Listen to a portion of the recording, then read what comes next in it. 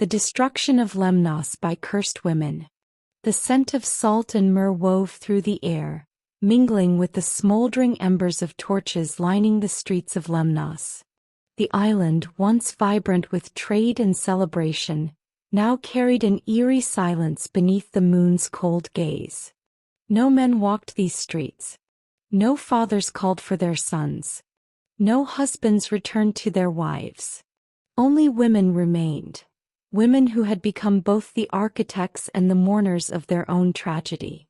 The gods had turned their faces from Lemnos, or perhaps it was Aphrodite herself who had woven their doom. The women of Lemnos had committed no crime but that of neglecting the rights and honors due to the goddess of love and beauty. Their punishment had been swift and cruel, a curse that festered unseen until it unraveled their very existence. One by one their husbands, their lovers, their fathers recoiled from them, the desire in their eyes dulled to disgust. No matter how they bathed, perfumed their hair, or adorned themselves, the men of Lemnos could not bear their presence. It was said that Aphrodite had given them a stench, a foulness to their flesh, but the true rot began in their hearts. The men, ashamed of their repulsion and craving warmth that their wives could no longer give, turned their ships to the Thracian shores, seeking new women fair and untainted by the gods' wrath. Night after night their absences grew longer, their returns less frequent, until finally they ceased to come home at all. Betrayal breeds a sharper pain than any curse. The women of Lemnos, once devoted wives and doting daughters, felt their love wither into something darker. Abandonment festered in their souls, giving rise to thoughts of vengeance. What Aphrodite had denied them they would reclaim with their own hands. Thus, on a night shrouded in blood-red moonlight, they struck. Knives sharpened in secret. Ropes coiled around throats. The crash of bodies against the stone streets. The gurgle of voices calling out names that would go unanswered. No house was spared. Sons were slain in their cradles, fathers in their sleep. Husbands fell to the hands of those they once embraced. It was not war, it was reckoning. Queen Hypsipyle stood upon the steps of her father's palace, her hands stained with the same blood that coated the streets. Her heart thundered, not from fear but from the weight of what they had done. The wind howled through the empty city, carrying away the final echoes of the slaughter. The women had freed themselves, but at what cost? When the sun rose, Lemnos belonged to the women alone. But what is vengeance without sorrow? Their island was theirs, yet the silence was deafening. The fields lay untended, the hearths cold. They had severed themselves from those who had betrayed them, but in doing so, they had cast themselves into isolation.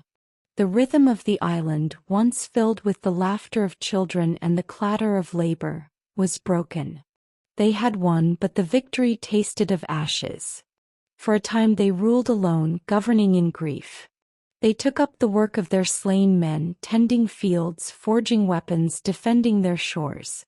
They whispered among themselves, telling stories of what had been, longing for something that could never return.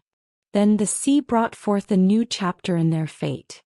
A band of weary, war-worn men set foot upon Lemnos, the Argonauts, heroes bound for the Golden Fleece. The women, now hardened by solitude yet longing for connection, did not send them away. Instead they watched, uncertain whether to embrace or repel these strangers. Queen Hypsipyle, cautious but curious, met their leader, Jason, a man of striking strength and commanding presence. She spoke to him not as a queen welcoming a guest, but as a warrior testing an unknown force. Yet Jason did not recoil from her. He did not turn away as the Lemnian men had. His gaze held neither disgust nor fear but intrigue. The women, stirred by their long-buried desires, found themselves drawn to the Argonauts.